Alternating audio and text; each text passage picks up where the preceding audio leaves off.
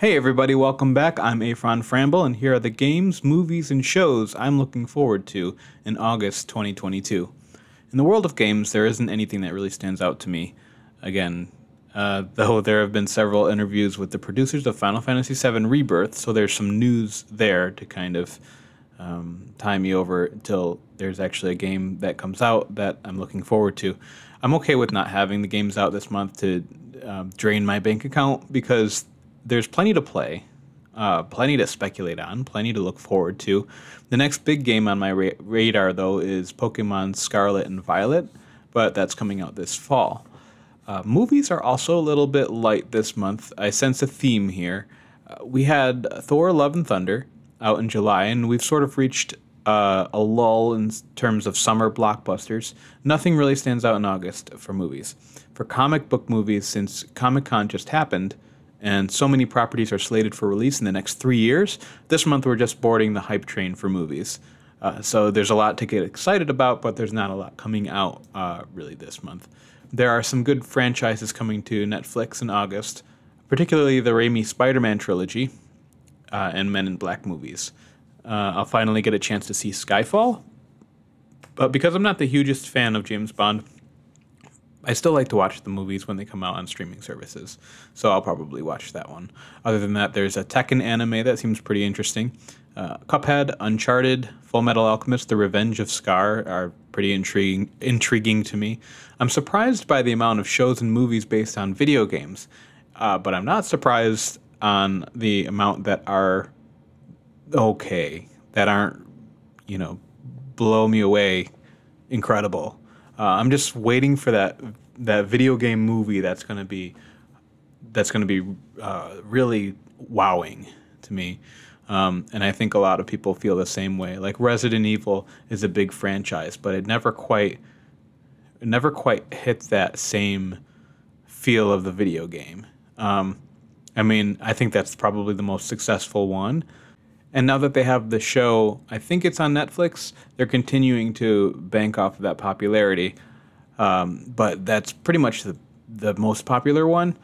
Uncharted, I heard, was okay, but I'll just have to look forward to seeing that on Netflix in August. So for new franchises coming out, I think Marvel takes the cake again, with I Am Groot releasing on the 10th, kind of more of a kids type thing, but of course, I'll watch it. I'll probably thoroughly enjoy it because it just looks really cute. And then She-Hulk releases on the 17th. So I guess there was a huge upgrade in the VFX, and She-Hulk looks a lot better.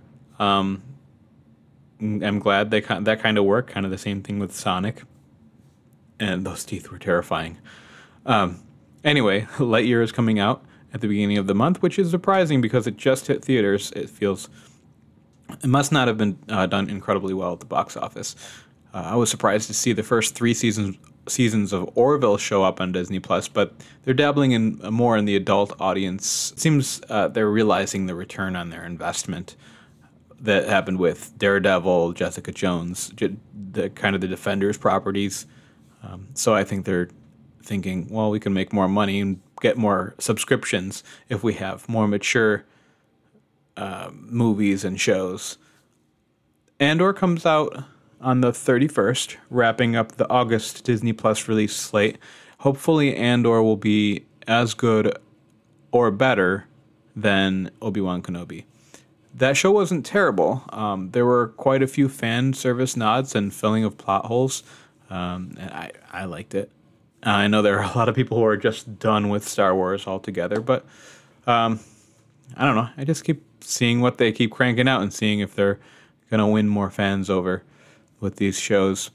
With a smallish amount of good content coming out this month, I'm most excited about the projects I'm working on leading up to the Final Fantasy VII Rebirth. You can check out those videos in its own playlist on my channel. I play through 1 chapter per month of Remake and speculate on how Rebirth in the third game will turn out based on the original game, the PlayStation 1 original game, not Remake, and other sources like Final Fantasy 15 and the Horizon games, which are alluded to a little bit by, I think, Kitase. So That's pretty much it for this month. It's a little bit light, but what are you looking forward to this month? Please let me know in the comments. Those are my top picks for shows in August 2022. Thanks for watching.